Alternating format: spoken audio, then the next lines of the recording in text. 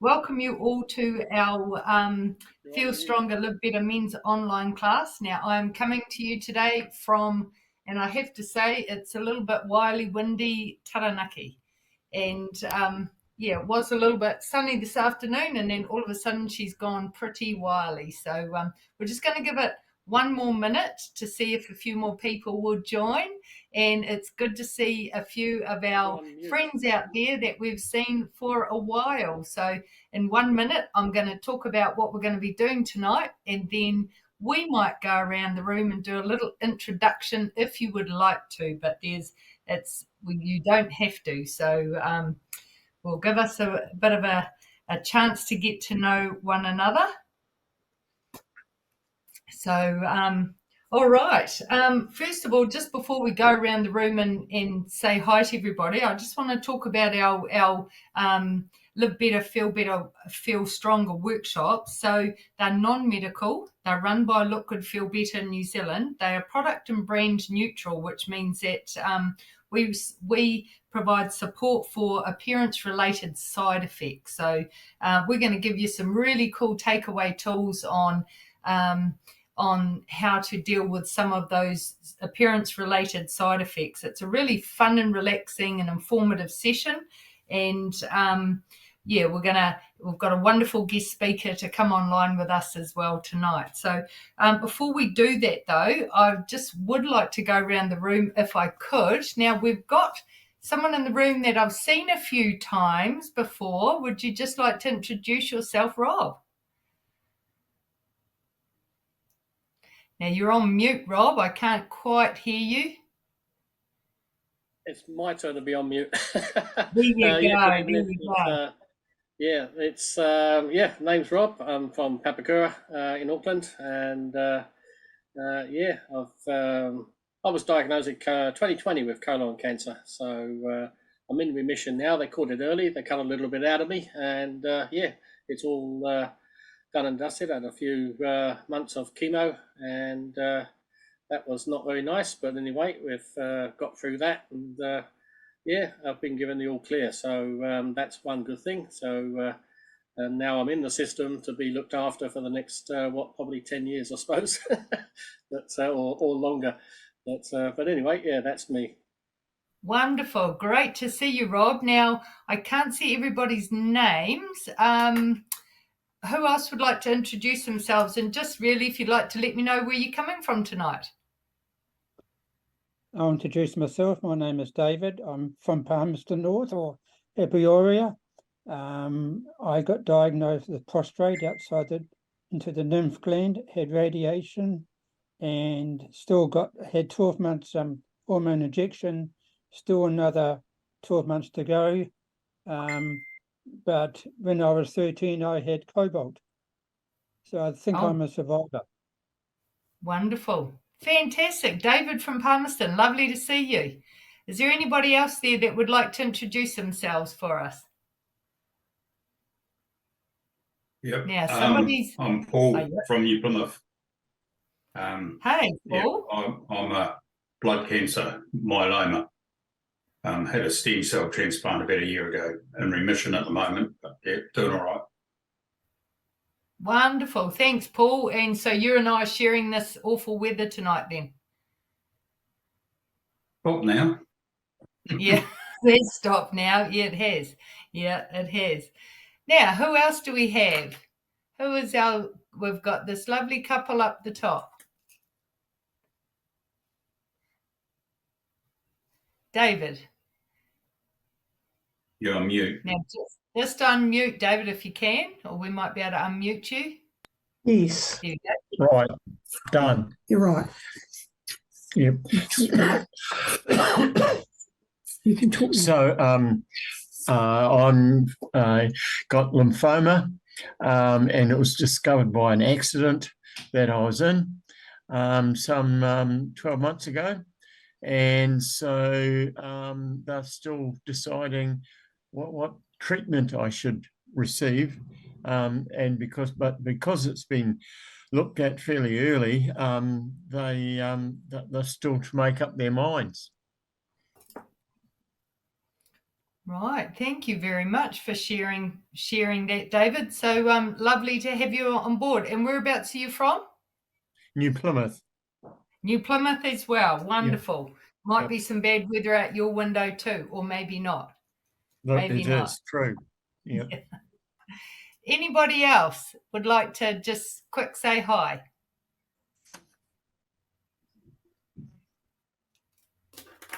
That is okay. Look, we're going to get our workshop underway now. And like I said, I'd really like to welcome you here along tonight. These workshops have been going for such a long time now, and we really love bringing to you our guest speakers and sharing lots of really helpful tips and tricks on how you can navigate your way through some of the things that you're going through. So what we're going to do is we're going to have our fabulous guest speaker talk with us for a little bit. And what we're going to do is he'll talk for around about 30 minutes, and then we're going to leave some time for question and answers. So please, write your questions down, or you can pop them in the chat, or if you want to at the end of when Trevor's finished talking, you can just pop your hand up, and then we'll be able to answer them from there. And then after we do the Q&A session, then we're going to talk about some skincare and some other bits and pieces. So hopefully you've all received your lovely skincare packs, and I know some of you have talked about these things a little bit, so we look forward to sharing some stuff with you there.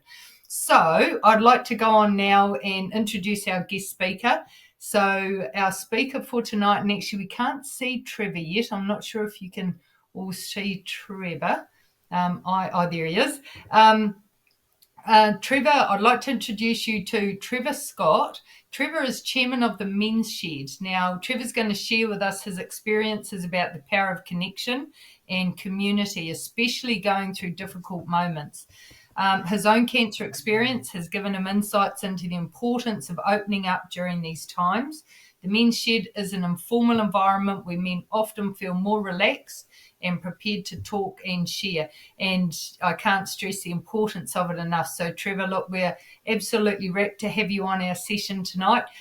What I will do, if everybody could maybe just mute while Trevor's talking to us, and then that way we won't get any background interference. So Trevor, take it away. The floor is all yours. Hi there, folks. I'm Trevor Scott. I'm the chairman of Men's Shed New Zealand. And my journey for cancer started, 14 years ago now. And I had prostate cancer and was treated for it. And I was clear for about 10 years. And then suddenly I had to go back to the specialist, and he said, get all your things in order, because I can't see very many Christmases for you. That was 4 years ago, and I've been clear ever since, until earlier this year, where it came out of my spine. And then I had some treatment, and it went away again, and then it came out of my leg. So I had to have a chunk of my leg taken out, but that hasn't slowed me up at all. So Men's Sheds have been one of my passions. In my earlier life, I used to be a technology teacher, and I used to teach night classes 2 nights a week to adults. And when the government collapsed those down, there was sort of a big hole within the community, and I could see there was a need for something in our community, but I wasn't quite sure what it was. But I found that Men's Sheds, they were started in Australia 25 years ago, and I researched them up. I went to Australia and visited them, went to conferences over there, and then came back and established a shed 14 years ago. And the first one, that was the first shed in Canterbury, where I'm based in Christchurch. That was the first shed in Canterbury. And at present, we've got 30 sheds now in Canterbury.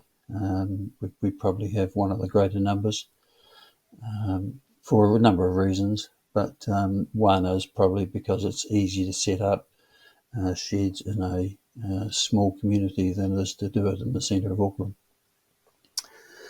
Well, you could say, well, why a Men's Shed? Well, a Men's Shed is just a vehicle to bring people together.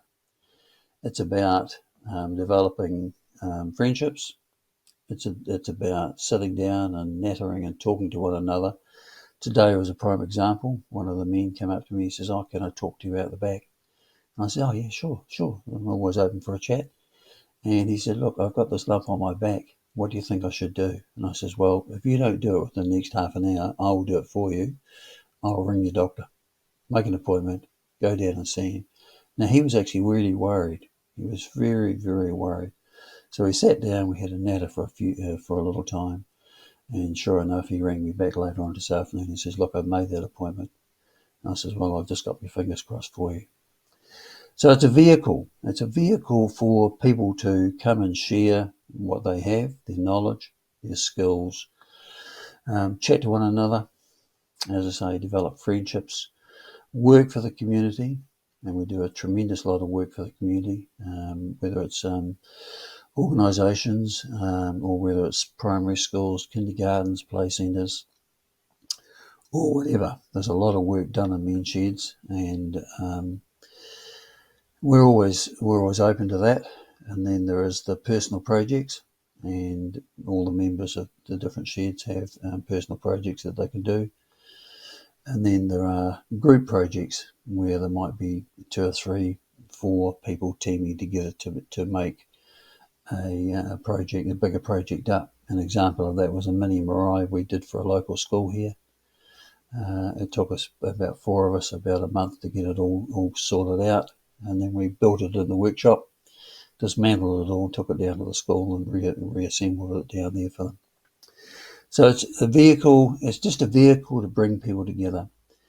If I have a look at communities, one of the reasons why I thought about going to men sheds and developing men sheds was that there is a lot of men who don't go to the pub, they don't play a sport, they may have a very good workshop at home, but they don't communicate with very many people.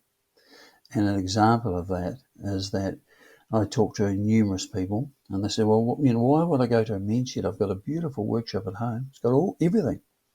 I said, "Yeah. And how many people do you talk to a day?" He said, "Oh, I go out there some mornings about 10. I come back about 11:30, 12 o'clock and have lunch, and my wife's there." And I said, "Okay." And then I go probably pot around a wee bit and then go back out again and do another couple of hours in the afternoon and then come in. But they haven't talked to anybody. They've just they've got an existence which is actually quite isolating. So the men's shed helps a lot of people. I'm not saying they're lonely. There are some lonely people, and men's sheds have certainly helped those people. But it also helps these other people who've got these great sheds. It makes them, gives them a lot of self-esteem because they can share the skills they have with others.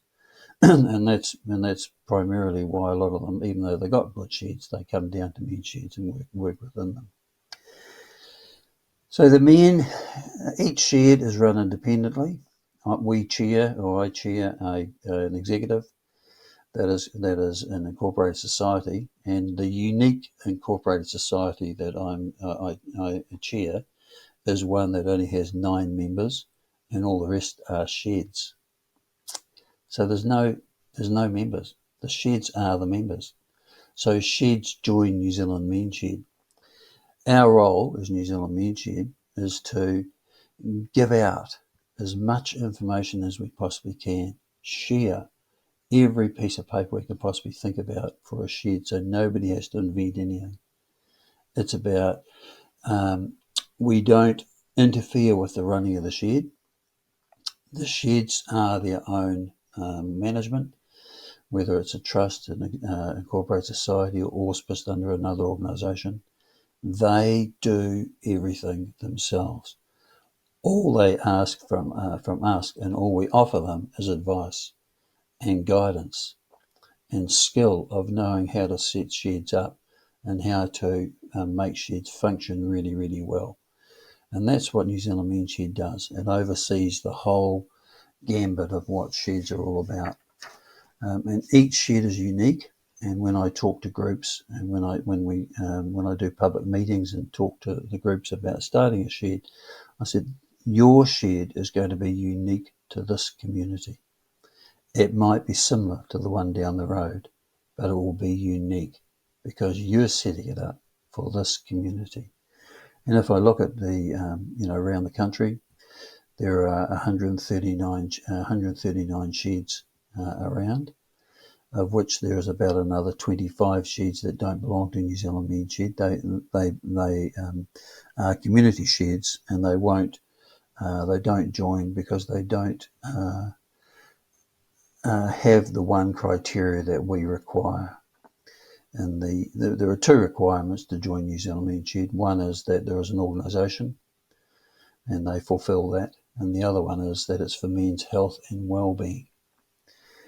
Now that brings me on to men. Where do you classify it? Some sheds, they have a rule, you've got to be retired. Some sheds have a rule, you must have a prostate cancer check before you can be a member. Some have a medical check you have to have before you become a member of their particular shed. So they govern it how they want.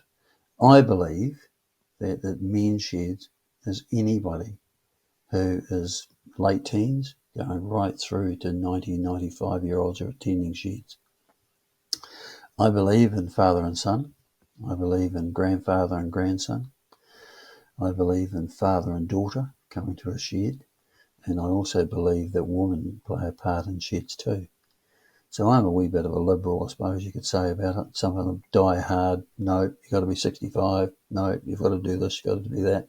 Okay. You can still be members of New Zealand Mean Shed. We're not going to govern or tell you what to do. But I believe it's for all men. And I think all men can contribute and all men can get something out of it. And I think that's the key to it. And if I look at the father and son, there are a lot of father and sons that, screens play a pretty important part in the lives of teenagers and things like that. Well, you can have father and son, and there's a 10-year-old coming down to the shed and building something with dad or with granddad. What better connection can you have? What better sharing and caring about one another can you have? They're being exposed then to a group of men.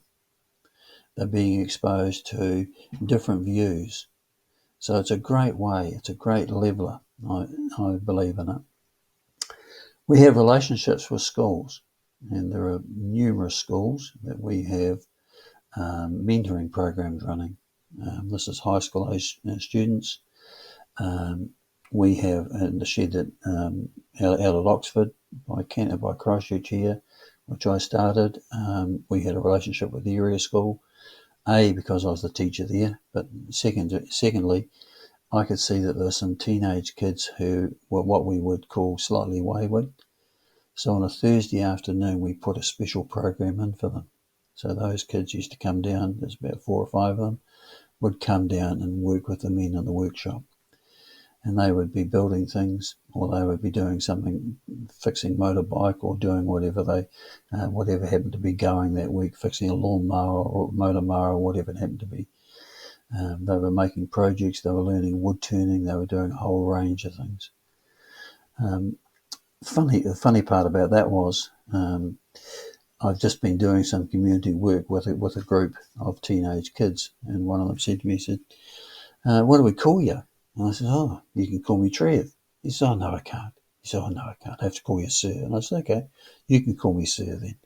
So, and that's the sort of thing that these kids, because of my age, they see it, and this is quite a wayward child, we're seeing it as a respect thing. So there is that respect thing in all these children. So age is really, for me, it's about men. It's about morning teas, afternoon teas, spending time talking. And there's no better way, what does it matter if a morning tea goes for 3/4 of an hour? Or is it a quick morning tea, in and out, grab a cup and go back onto your job? So, it's the social side of it. The community benefits, huge. That's the only word I can use to describe it. When men's sheds start in a town, there is tremendous benefit to the town. They've got access to very well equipped workshops. They've got access to highly skilled people. And there are lots and lots of skilled people down at sheds. And you don't have to be trade-based to be down at a shed. Prime example of that was I had who was the principal of the school, came to me and says, I want to come down to your men shed, but I don't have any skills. Could I come? I said, well, you tell me what you can do. And he says, I do a lot of writing, and I do a lot of report writing, and I do a lot of writing documents. And I says, wow, you just sound like the secretary treasurer to me. And he said, oh, I could do that.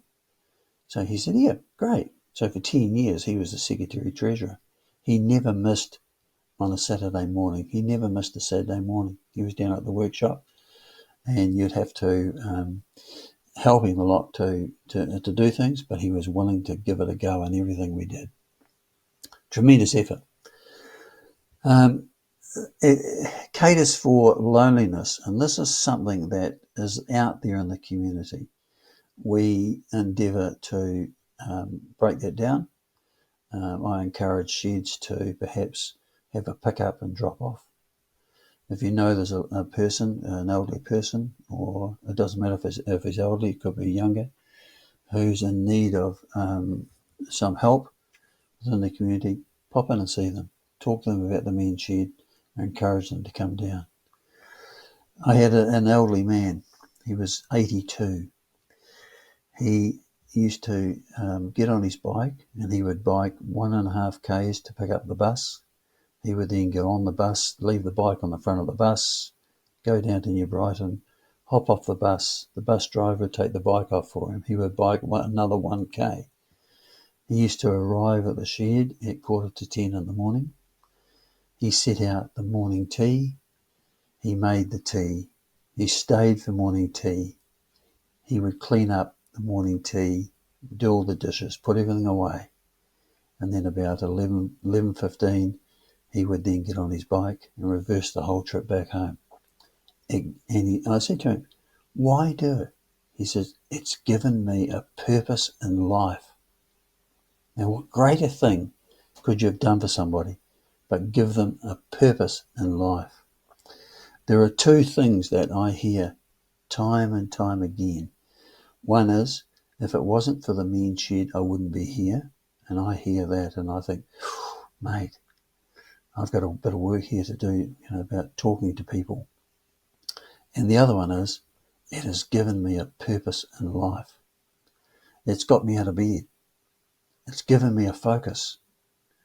I have to prepare for it. It's this all the time, this positive type thing. And then another one I hear is, man, I get a lot out of it. Just seeing the joy of making some toys or something, or fixing something and taking it back to the play centre. And the kids come out and say, what do you got? And they put down the piece of equipment and the kids are all over it. And the chap comes back to the shed and he's got a big smile, a mile wide. The self-esteem is right up there. We're just doing a job at the moment in Canterbury. We've just formed a relationship with the Halberg Foundation, disabled and disadvantaged children. We're just doing a big thing at the moment to assist in making some projects to integrate those children into school better. And that's a year's project that we've got, and we're working on it. Each shed I mentioned is different. They are sourced by a number of ways. At the beginning, it may be by a small grant from the local council to get them off the ground. And then if they want to build a big shed, then obviously there's lottery and all these types of people can give them big money. Or they work and they resource it, these sheds, by donations that are given to them and by working. I encourage sheds to have a charge out rate of probably $20 an hour, and that gives them money then to be able to buy equipment, and also put some money aside for any bigger purchases they wish to make, extend, buy containers for storing stuff or whatever it happens to be. When they first start, communities support us hugely. I'd have to say the community comes behind a shed. I don't know of a community that hasn't got behind a shed. and you mentioned you got a mean shed starting, and suddenly the doors, when you go down to the shed, outside the door is massive amount of timber, equipment. You're inundated with stuff that people will give you. That starts the shed off. Yep. And then as they get more funds, they can purchase better equipment, and then away they go. So there's a whole raft of things there. Shed size, well, the smallest shed I know is 3 metres by 3 metres. The reason? It's under the 10 square metres, and you don't have to have a permit. And this is on a council piece of land, by the way. So they built a 3 metre by 3 metre shed. And they thought, that's not very big. Let's build a lean-to on the side, a carport, 3 metres by 3 metres. Under the 10 metres, we don't have to get a consent. Oh, great. That was good. It's going well. Then we'll build a deck, 3 metres by 3 metres on the side of that, so we can then be a bit further. And then they went out the other side and built 3 metres by 3 metres, another carport.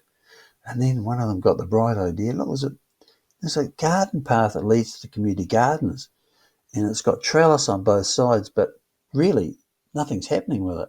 Let's close the sides in and put a roof on it. And now we've got a piece. It's now, 4.5 metres long and 2.5 metres wide. Wow, there's another shed. So suddenly they've got all these little mushroom things all coming up everywhere around, and that's on a piece of council land. Now that shed does a tremendous lot for disadvantaged people in the community. It's in one of the poorer areas of Christchurch, and that particular shed probably does, I would have to say, has the biggest health and welfare program running than any shed that I know of anywhere in the country. Tremendous effort put into health and well-being. Then we go the other extreme, 400 square metres. Wow, that's not a bad shed. There's also 500 square metre sheds too. There's one up, I think it's just north of Auckland. It's Silverdale, I think it is. I think theirs is about 500 square metres, their brand new shed. We're talking about, a range of cost from probably something like 50,000 through to $750,000 price spent on sheds. So it's not about the size, it's about what you do in the shed. And I tell people this, I said, it doesn't matter how big you build your shed, you're going to outgrow it. You're going to outgrow it because you might start with 20 people, but I think within about 5 years, you might have 80 to 100. And that seems to be rule of thumb.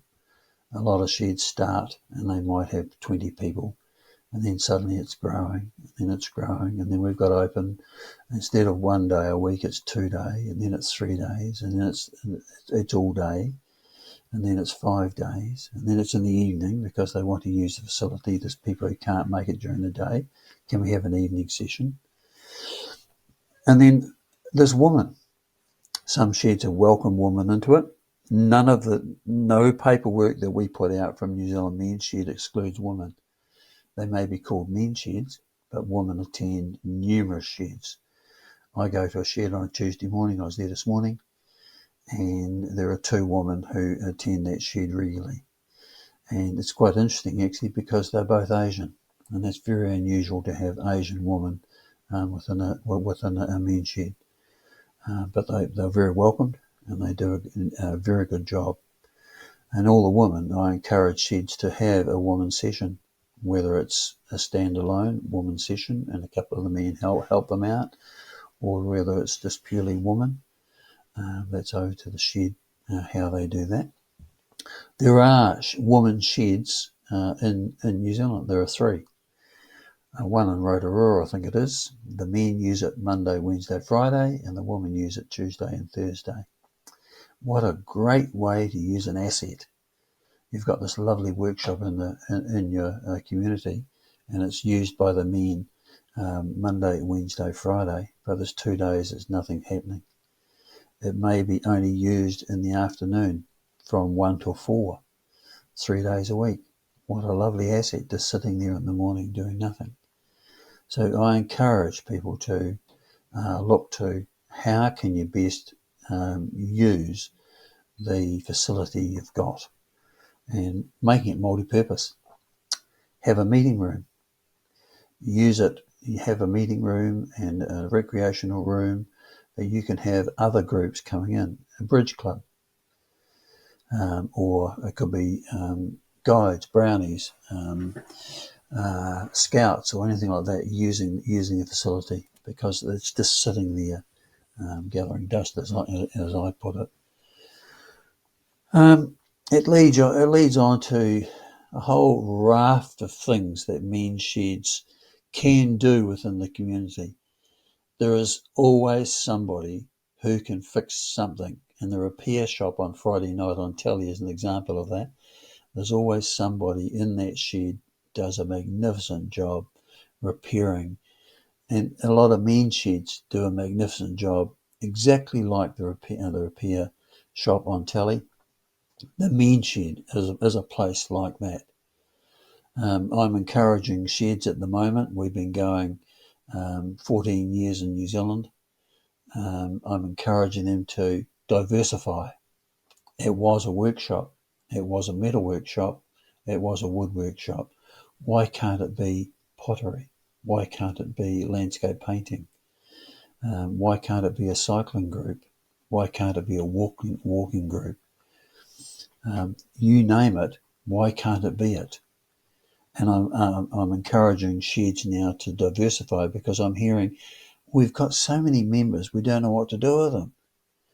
But they haven't thought that there's all these people have got gifts and skills that they could share with one another.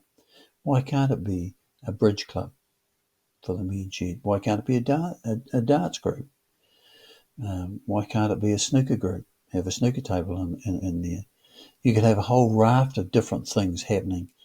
It could become more of a community centre, and instead of just being a men's shed as such. Although it won't lose anything by diversifying into other things. I visit my daughter in Queensland. One of the sheds I visit there, it's just not very far away from her home. $1.8 million shed. It has everything under the sun you can possibly think of. It's got a table tennis table that has a machine that fires the table tennis balls at you so you can play by yourself. It's got everything you can possibly think of. And when you walk around the shed, there's little rooms off the side, and here's a group of men, and they're making model aeroplanes. Another one, there was boats. They were making model radio-controlled boats. So it doesn't have to be big projects. It can be anything, and that's what I'm trying to encourage sheds to think about now. We've got the sheds off the ground.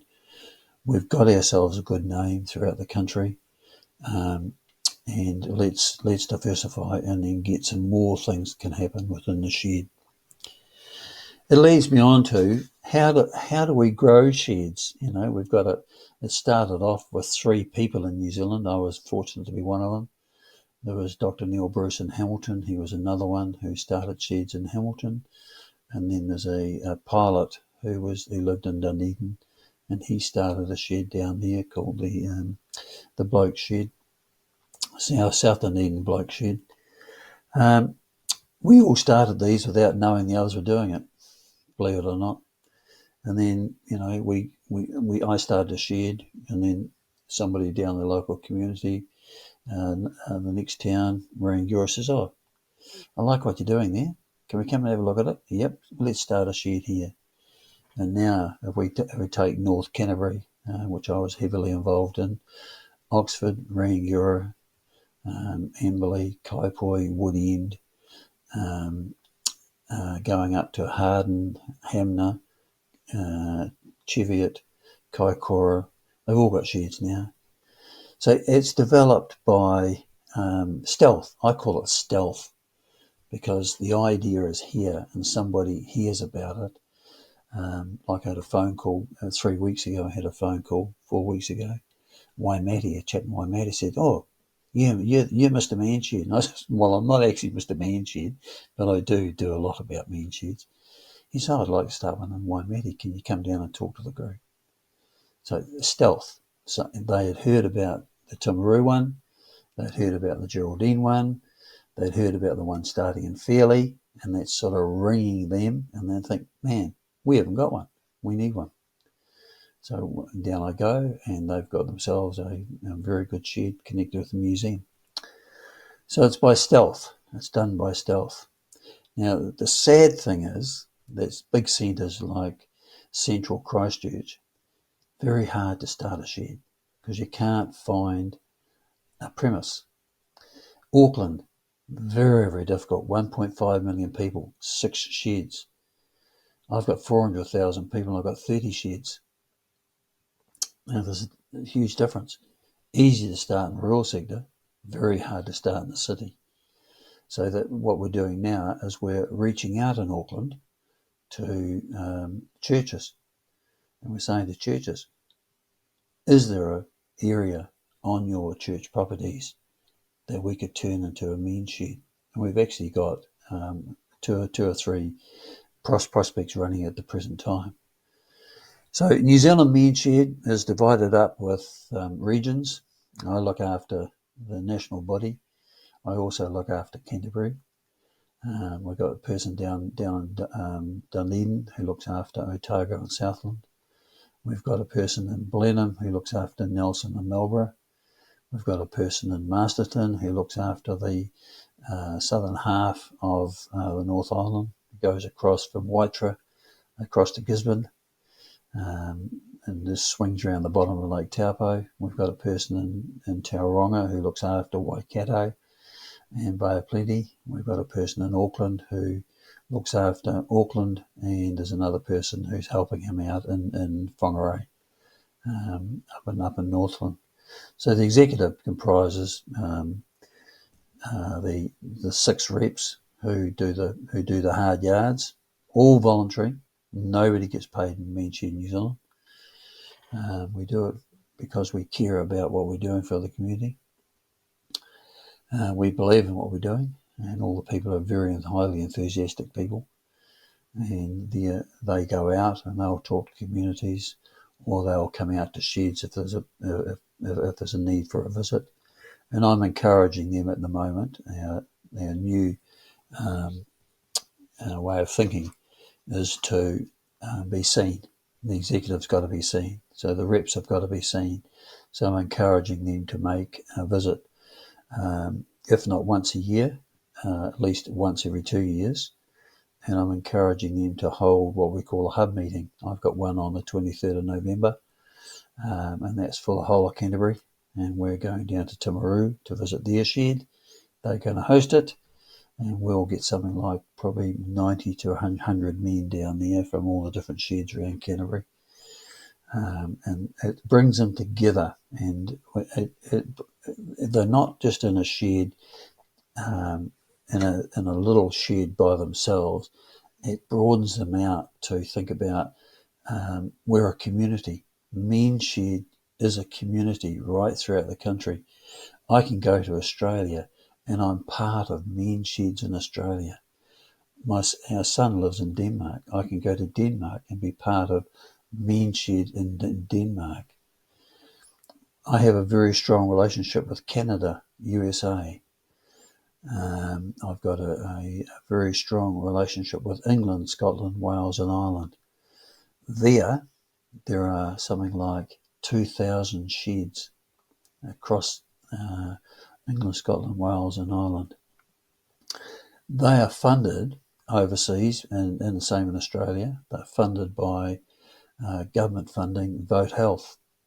We haven't been able to crack that yet, but I'm hoping with a change of government, I'm hoping that we can get some funding from government through the health budget or whatever, because we do a huge amount of work. Although it can't be seen, we do a lot of work in health and well-being of people. my example of the chap today who had the spot on his back, the lump on his back. Now, I sat probably with that person for probably half an hour and talked all manner of things with him, just to relax him about the whole thing. You know, it's not as bad as it seems. Let's get it sorted. I'll come back to you, and we'll have another chat once you've seen the doctor. And it's a matter of, we run throughout the year. We run whenever there is things like Movember, Prostate Cancer Month, Blue September. Earlier in the year, there's the big Cancer Month. We have a relationship with the Cancer Society here in Christchurch. I encourage sheds to donate to the Cancer Society because there's so many men. I was at a meeting, a hub meeting in August, and I said, right, I want you to just put your hand up if you're feeling comfortable. But if you don't feel comfortable with it, don't put your hand up. I said, right, how many people know somebody who's had cancer? Well, there was only about 4 hands that were down. Okay. How many people know somebody in their family who have had cancer? It doesn't matter what sort, any sort. Well, there was only about a dozen people. Out of all those people in that room, there's only about a dozen to 18, maybe 20 out of that number who didn't have their hands up. So I said, right, the next thing, how many of you in this room have actually had cancer or have got it now and are being treated? Wow, I was surprised. There's probably 50% of the room in front of me had cancer. So it brings me down to why men sheds are important. And I can't stress this enough. It's about communication. It's about encouraging people to look after their health.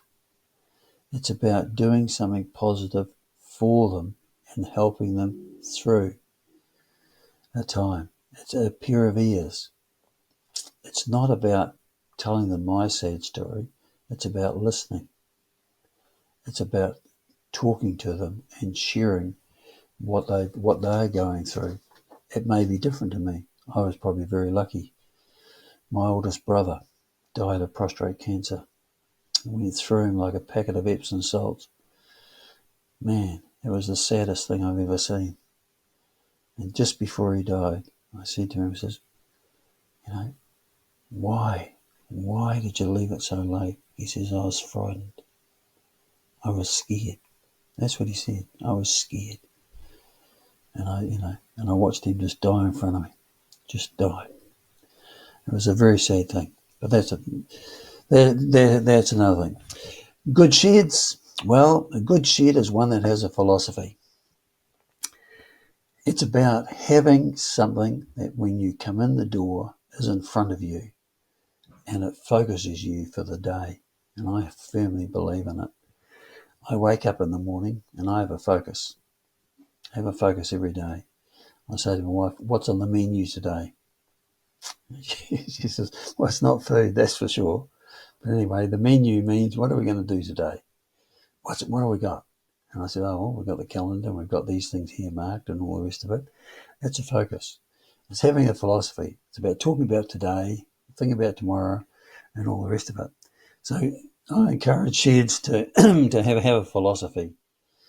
And the philosophy generally has a line such as a community men shed is a place to learn, provides an opportunity to share skills, talents and knowledge, and to build relationships.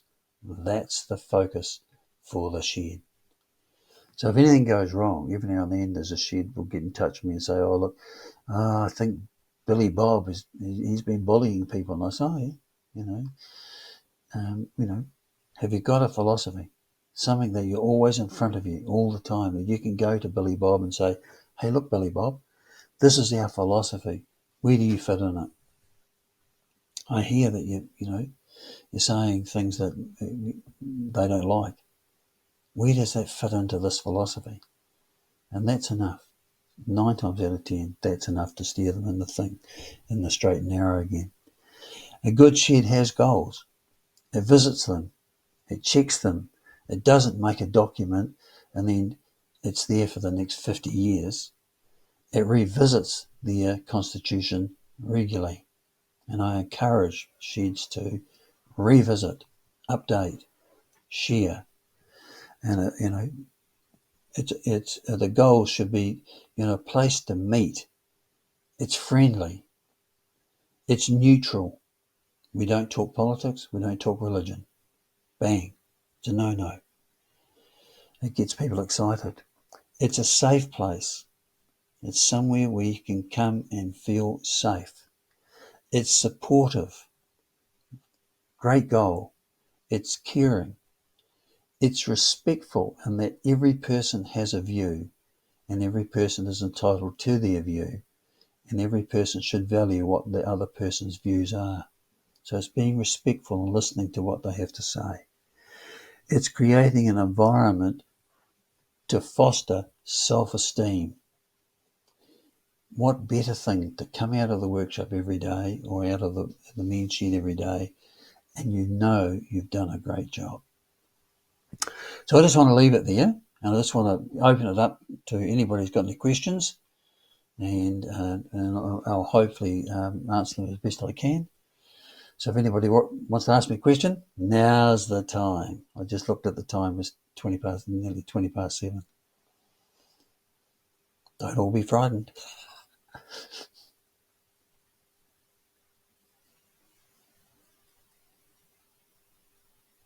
You're happy? Anybody got anything for me there? Now, I just heard there was somebody in New Plymouth. They've got a very good shed in New Plymouth. They've got a lovely one in Wanganui. I'm not sure. I didn't hear where all the different places were that you came from, but I'm sure that there's a mean shed not very far away. And most of the towns, most of the bigger towns have got them. And Palmerston North, Hawke's Bay's got 2. They're all around the show. Up through the Wairarapa, there's was it Featherston, Greytown, Carterton, Masterton, Paiatua, Ikitahuna. They've all got one. Wonderful. Trevor, can you hear me? Yeah, I can hear you. You've just gone off right now, but I can hear you. Oh, Has anybody okay. got any questions? Is there any questions for anybody? I did just want to say, Trevor, though, congratulations on your achievement. So it's absolutely fantastic what you've done. And yeah, how very special. Is there any questions before we carry on? I'd just like to say, Rachel, that that's a good thing what you're doing there, Trevor. As I said, it's Thank I you. mean I am from Auckland, and Okay. as I say, it's I still work unfortunately, so I've got a 9 till an 8 till 4 job, but yeah, as I said, it's still great to do what you're doing, and it'd be great. I mean, I say I am I'm an electronics person, so Good. so it'd be good. I'm also a radio ham, so I Perfect. do a lot of radio stuff in the spare time. But there's at the moment there's Right. not a lot of it around, and Okay. and also teach Morse code. So I mean that's and also do a Zoom class as well. That we've actually stopped for the year now, so we've actually got up to we stopped at 14 words a minute, but that was good. But no, as I say, but it's good. Certainly, like especially if it's like the repair shop. As I said, it's very, very good.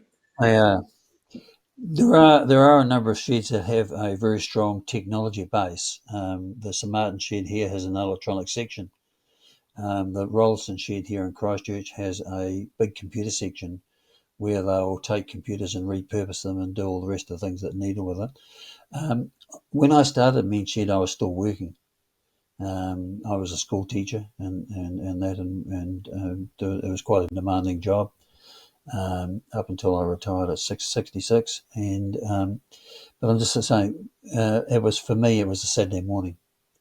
We used to go down. I used to go down to the shed on a Saturday morning. Although I started the shed, I used to go only on a Saturday morning and a Tuesday night. I used to attend and act as a resource person at those sheds. So there are sheds. Howick, there's East Auckland shed. There's I think there aren't many that it's one of those grey areas. Auckland. It's the cost of the cost of building is just horrendous, and we just can't get our buildings. The rentals. Some of them. I know a shed that's paying 48,000 a year for rental. Man, you got to do a lot of work for 48,000. Yeah. And there's four businesses then have clubbed in. They split it 4 ways, and there's 4 big businesses are sponsoring it every year. Yeah. Wonderful. Are they online, all the sheds and stuff like that, and times that they're actually operating from? Now, on our website, I was just going to come to that just to finish up. On our website, meanshed.org.nz is our website. You'll find it in the menus across the top. There's the North Island, South Island. If you look under there, you'll find where they are and they'll generally have either their own website attached to that page, their page on it, or they've got times and that on there. I've encouraged them to have times and that, or they've got a form that you fill out to make contact for them. They also, under the reps, you'll find there's the rep for your area is listed there, and their contact details. And then further across, there's things like what we call the toolbox, and the toolbox is all the information that anybody would need to think about starting a shed.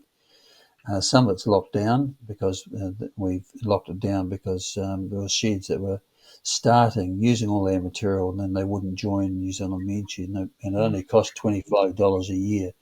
4 cups of coffee it costs a shed to join New Zealand Men Shed. Anyway, but the website's there. It's got everything that we do, and all the different sponsors that are there, and different benefits that we offer sheds. Yeah. I seem to. Yeah, Have that's I good. popped Thank you off very the much for screen? that. No. That sounds good. Wonderful, Sorry. wonderful, Trevor. Thank you very much. I think I popped in and I popped back out again. Now I think I popped back in. So, That's all right. just really want to thank you so much for taking the time to come and join with us tonight. And it really resonates. There's so many skilled people out there, and there's so much that can be done, which is fantastic. And I do also like the your diversification ideas are wonderful, because we need to open up the doors and let our communities in, which is a wonderful thing that you're doing. And communication is so vitally important. So Trevor, thank you very much on behalf of Look Good Feel Better and all our wonderful people we've got in the room tonight. So yes, a round of applause for Trevor. Wonderful. Thank you very much. It's been a pleasure. It's been a pleasure. Fantastic. Now Trevor, we're just going to pop on to our next part of our workshop. So you're more than welcome to stay, or we just thank you very much also. Yeah, no, I'll drop out because I've got to go and do the dishes now. I've got to be the housewife again. There's diversification for you, Trevor. I love it. That's exactly it. That's exactly it. Okay. Yeah. Righto. Take care. All right. Take care. All right. Thank you very much, everybody. That was really neat to listen to Trevor and all that information about the men's shed. And from myself, I've worked for Fire and Emergency for now 20 years. So I know all about working with men and how men like to maybe not all the time get together and talk about all those crucial things. So that was really neat to hear what he had to say. So the last part of our workshop now is we just go over, it's a little bit of a refresher, and we're going to share some tips and tricks for some of the skincare products and bits and pieces that you can do just to make yourselves feel better. You will have received your confidence packs, which are the lovely packs full with all those beautiful products. And look, some of the side effects that you will go through, and you will go through the same side effects that women go through as well. Things like dry skin, pigmentation issues, some damaged, you'll find damaged skin, itchy and irritated, which can which can always lead to, I guess, sort of just feeling that little bit agitated, really. And it depends on the type of treatment that you're going through as to what the symptoms that you'll find. Now, in your packs, and you all would have received the packs, but they may all not be the same. And Look Good, Feel Better is a charity of Cosmetics New Zealand, which means we have all these wonderful products donated to us by all the cosmetics houses throughout the country. So I'm just going to go through a few products that you may find that are in your pack, and we'll just talk about them. So the first thing we'll just quickly talk about is our face wash. Now, what you want to do is when you're going through treatment is you just want to avoid anything that's abrasive on your skin. Your skin will be that little bit more sensitive. You want to avoid any foaming type of product because quite often they're alcohol based, and that will have a drying effect, and it'll strip the oils of your skin, which may make you feel uncomfortable. Try not to use hot water. I love a hot shower, but you want to be more in tepid water as opposed to that really hot water. And it's also really important to keep your skin nice and clean and clear. So make sure you wash your face in the morning, and then again at nighttime, like wash the day away. So before you tidy up, go to bed, just have a nice face wash. So if you use you will have received a sensitive face wash, which means it's going to be a little bit gentler on your skin. Okay. One thing we talk about, and this is a don't avoid, is moisturizer. Now, we can't tell you how important moisturizer is for your skin. It is basically your skin food. And your skin and all your loved ones will thank you for it by keeping your skin nice and fresh and moist, nice and moist, and not drying out. But just remember that if you're outside a lot, you need to make sure that you're moisturizing once you've been outside, once you've had a face wash. And we will talk about sunblock in a minute. First of all, before that, I just want to talk about shaving. What we try and do if you're going through treatment is actually avoid a wet shave. Simply because, or if you're going to shave with a wet shaver, you want to make sure that you use a really sharp, fresh blade. If you're using a foaming shaving foam, you need to make sure it's alcohol free. So an alcohol shaving foam will actually blunt the blades on your shaver. And if you have blunt blades on your shaver, then you may start pulling on your skin, which will cause the abrasion, which causes the sensitivity. So if you are going to use a shaving foam, avoid anything that's has got alcohol in it. If you can, just go maybe for an electric shave just for a little while you're going through your treatment.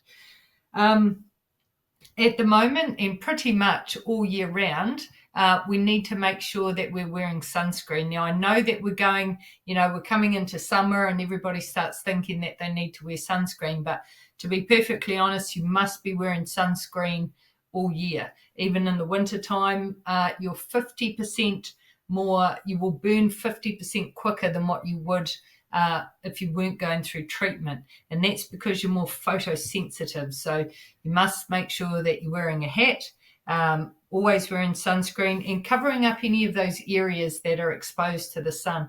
I know, you see a lot of people and they get burnt on the tips of their ears, and just those little areas that we don't think to cover up. So sunscreen is vitally important. And at the moment, we're starting to see maybe some impacts of the wind coming through. You just really want to protect yourself in the wind so that once your skin stays nice and fresh, but also you don't want to get that damage from the sun.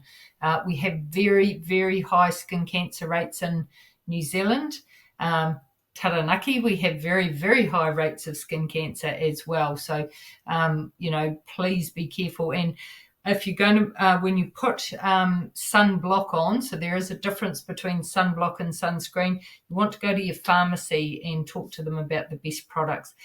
We hear a lot of publicity about good and bad, products for sunblock. So it's a good idea to go in and talk to your pharmacy about it. There is one product that we talk about workshops, and you may or may not receive this little eye product in your packs. And basically it's just a little roller, and it's like a roll-on deodorant type thing, and this is to be used around your eyes.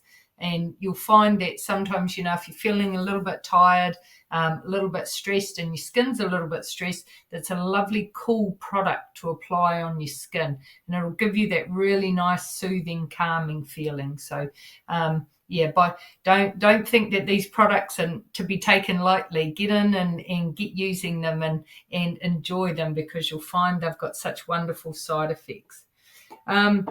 Another product that you may find that's in your packs as well is a lip balm. So we do find a lot of people quite often suffer from cracked and peeling lips. So keep your lips nice and moist all the time. And a lip balm is a really good product to be able to use. There's lots of products on the market.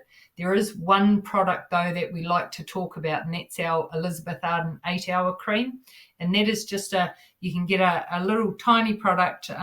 It's anywhere where Elizabeth Arden products are sold, and it has really, really lovely healing qualities for some of the side effects that you may suffer. So the little cracks in the corners of your mouth, maybe the cracks in your fingertips, on your heels, any of those dry, abrasive parts of your skin, the Elizabeth Arden cream works absolute wonders. And it can be quite a big investment to buy it, but it's one of those products. I always say it's like the first aid kit for your sponge bag, basically, for your toilet bag, simply because it will last in there for such a long time, and it just has that effect where you pop it on and within 8 hours it'll take away some of the symptoms. Quite often those symptoms that can be painful, particularly like those little cracks and bits and pieces like that. Something that you may find when you're going through treatment too is that you find that there's smells might affect you more. So any fragrances and products, in many of the products that we'll send out to you, we'll try and make sure that they don't have a lot of fragrances to them, because you can be susceptible to those smells, can make you feel not so well. So try and avoid products that are as natural. Try and go for products that are as natural as possible, and avoid having that really high perfumed content to them. Some people find that they get ulcers in the mouth. Bonjela is a really good product for that. It's been around absolutely years, and if you've got small kids, there's usually a jar of Bonjela or tube of Bonjela in your cupboard anyway. And a lot of people find that say if they lost their hair, that your skin can get really tender as well. So it's a really good idea. You can actually use a Chuck's multi-cloth for the skin on your head, and just to keep your head nice and clean and clear. So even if you have lost your hair, you'll find you still need to keep your skin nice and clean, just to make sure that the skin turns over. Always using a mild shampoo, and avoid shaving. If you're doing any type of shaving with your hair, avoid shaving too close. So the idea is that you're not using anything sharp that will cause a cut or abrasion, because as soon as you get anything like that, then you're susceptible to infection. And so you just want to keep yourself really clear.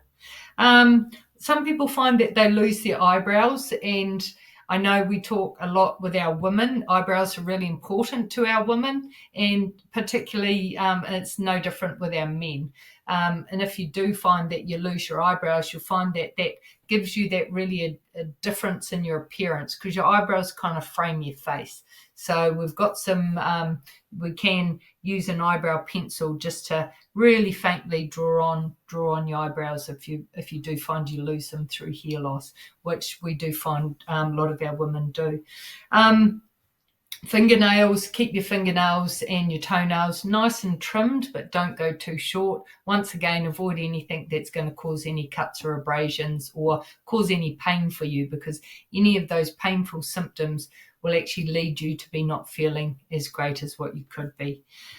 You will find in your packs, you'll find this really cool book, Feel Stronger, Live Better, and it's got a whole lot of tips and tricks on how to skincare tips, and looking at your hands and feet. But a couple of the things it does actually talk about is how to unwind with your mind.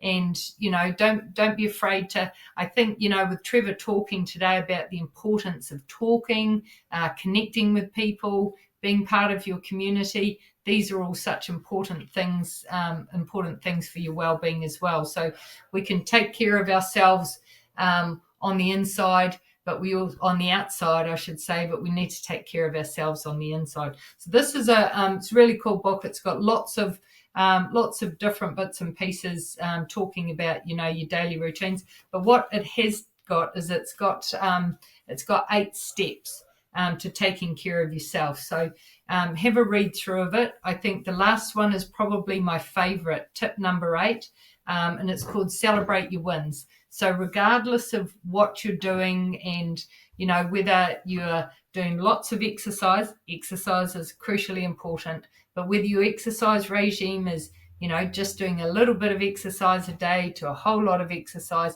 celebrate the good things, celebrate the good days, and celebrate your good achievements. So Pink and Steel actually work with us at Look Good Feel Better. They're a physio that deals with cancer-related symptoms as well. So there's lots of information in this book about Pink and Steel, and also some of the tips and tricks that we've talked about tonight.